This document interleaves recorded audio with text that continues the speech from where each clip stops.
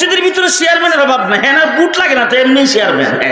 যাইয়া ওই যে ডাক্তারের এখানে কাগজ ছাপানো লেখা থাকে, গদবন্ধা কাগজ, ওই গেছে যাই সে বলছে ডাক্তার সাহেব কোমরটা একটু ব্যথা করতেছে, হাতেটা একটু ব্যথা করে, শীতের দিন তো বয়স হয়ে গেছে 60-70 বছর।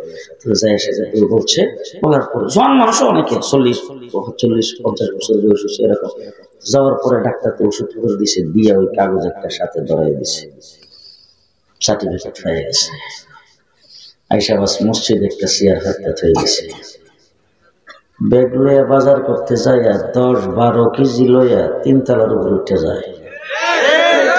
রাস্তা দিয়ে হাঁটতেছে বীরের মতো, মসজিদে যায় চেয়ারে বইয়া। ফরিদপুরে নাই আছে, কিন্তু আছে না? হ্যাঁ, আর অনেক লোকজন আছে আপনাদের ফরিদপুরে নাই, আপনারা রাগ করে না, কিন্তু আপনাদের ফরিদপুরে নাই, অনেক লোকজন আছে ঢাকাতে দেখছি সব জায়গার থেকে রিটায়ার্ড, মসজিদে গিয়া টায়ার্ড।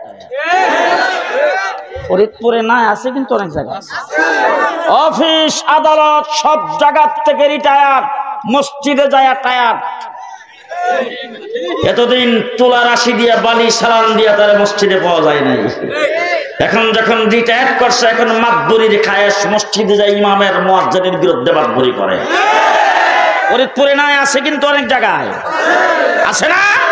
হ্যাঁ, এই সব জায়গায় সামনের কাতার দখল, সব জায়গায় সামনের কাতার দখল। তো এখন মনে করেন যে সব জায়গায় সামনের কাতার দখল করে ফেলছে। তো আমি মসজিদে বয়ানের সময় বললাম যে আমি যদি এখন আপনাদের এই আগের কাতারে যারা বসছেন আপনাদের একজন একজন করে যদি আত্মাহিয়াতে জিগাই, আল্লাহ জানে কেডা কেডা ভাববে। আমি কিন্তু এই কথা কইছি, কই আর জিগাই নেই। তো নামাজ পড়া যখন আমি বাইরে যাই, মসজিদের সভাপতি একদম আমার সঙ্গে আমার সঙ্গে হাঁটতেছে, আজকে মুসল্লিদের একবারে কামাইলেছে।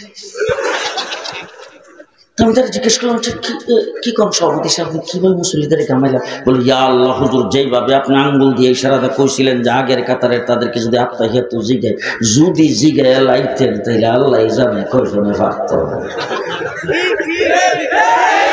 তুমি বিশাল বড় অফিসার, তুমি বিশাল বড় অফিসার, তুমি বিশাল বড় মাতবর, তুমি বিশাল বড় সর্দার, তুমি সমাজকে সুদা করো, সমাজের তুমি মাতবরি করো, সমাজের তুমি লিডারি করো, তুমি লিডার, তুমি মানুষের উপর দিয়ে মাতবরি করো, ইমামের উপর দিয়ে মাতবরি করো, মুয়াজ্জিনের উপর দিয়ে মাতবরি করো। সূরা ফাতিহা তোমার সহি নাই, উযুর ফরজ তুমি জানো না, আত্তাহিয়াত তুমি জানো না।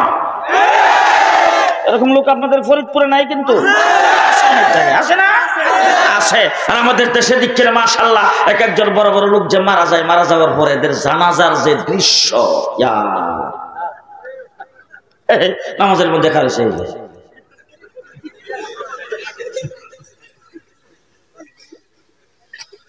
যেমন ঠেকে আইছে মানুষে মন্দ কইব, এই জন্য রাগ করবেন, রাগ করবেন। আরে তোমার মা তোমাকে পেটে ধারণ করেছে, তোমার মা তোমাকে দুধ পান করে লালন পালন করেছে, তোমার মা তোমার মলমূত্র সব পরিষ্কার করে, তোমাকে শীত লাগতে দেয় নাই, তোমার গায়ে গরম লাগতে দেয় নাই, তোমার যে কোনো সময় যেই ধরনের খাবার প্রয়োজন সেটা খাওয়াইয়া, তোমার মা তোমার শরীরের রক্ত পানি করে, তোমার মা তোমাকে লালন পালন করেছে। আর মা সম্পর্কে আল্লাহ পাক কোরআন শরীফে বলছে, বাবার সম্পর্কে বলছে, ও দুনিয়ার মানুষেরা, আল্লাহর হক আদায় করার পরে মা বাবার হক, মা বাবার অন্তরে দুঃখ দেওয়া যাবে না। সেই মা বাবা, বাবা তোমাকে না খায়া খাওয়াইছে, বাবা খাইতে বসছে, বাবা অফিসে গেছে, বাবা বাজারে গেছে, বাবা বিভিন্ন জায়গায় গেছে, যাই যে কোনো কিছু একটা জিনিস খাইতেছে, হঠাৎ করে তোমার কথা মনে পড়ছে, জিনিসটা কাগজে ভর্তি তোমার জন্য নিয়ে আসছে। এইভাবে বাবা তোমাকে লালন পালন করে, স্কুলে তোমাকে কান্দে করে, কুলে করে স্কুলে নিয়ে গেছে, নিয়ে তোমাকে স্কুলে দিয়ে আসছে, তারপর আবার আজাইয়া আনছে। এইভাবে তোমাকে লেখাপড়ায় শিখাইয়া তোমাকে উচ্চ শিক্ষিত বানিয়েছে, তুমি বড় শিক্ষিত হয়েছ। আজকে তোমার বাবা ইন্তেকাল করেছে, বাবার লাশটাকে সামনে রেখা বাবার মাগফিরাত কামনা করতে পারো নাই। আল্লাহুম্মা গফির লি হাইয়িনা ওয়া মাইয়িতিনা বলে তোমার মতো কুলাঙ্গার আসমানের নিচে জমিনের উপরে নাই।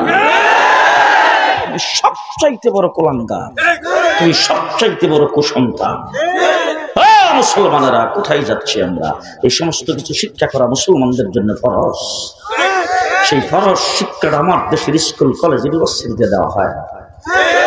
আমার মাদ্রাসায় 24 ঘন্টা ছাত্ররা সেখানে লেখাপড়া করে, 24 ঘন্টা উস্তাদ তাদের পেছনে আছে।